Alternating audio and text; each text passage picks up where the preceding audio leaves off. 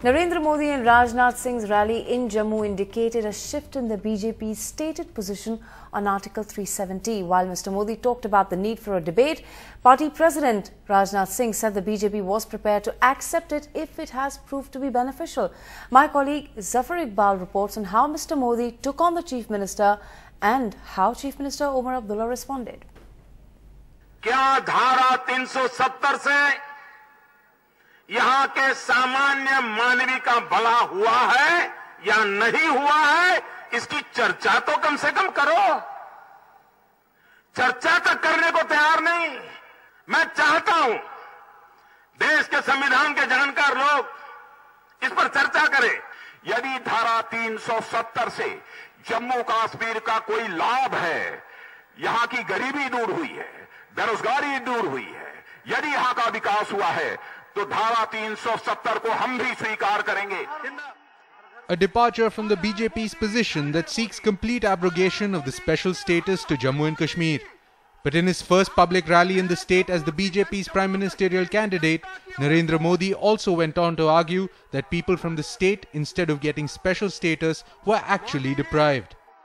ये सेपरेट के नाम पर सेपरेटिज्म को बढ़ावा दिया गया है। न भूलें, काश अच्छा होता भाइयों बहनों कि सेपरेट स्टेट बनाने के सपने देखने के बजाय सुपर स्टेट बनाने के सपने देखे होते।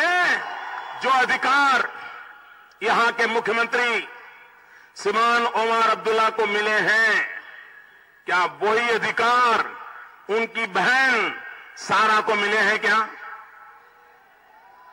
नहीं मिले हैं। मुख्यमंत्री को जो अधिकार है, वो अधिकार मुख्यमंत्री की बहन को नहीं है, क्योंकि उसने कश्मीर के बाहर शादी की, उसके सारे अधिकार छीन लिए गए।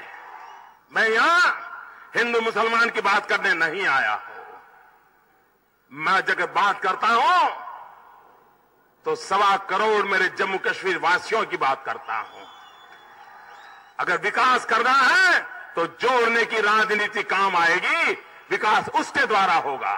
भारत की संसद में हिंदुस्तान के उस समय के प्रधानमंत्री पंडित नेहरू जी ने कहा था, धारा 370 को लेकर के उन्होंने कहा था, ये धारा समय रहते घिसते घिसते घिस जाएगी, ऐसा कहा था।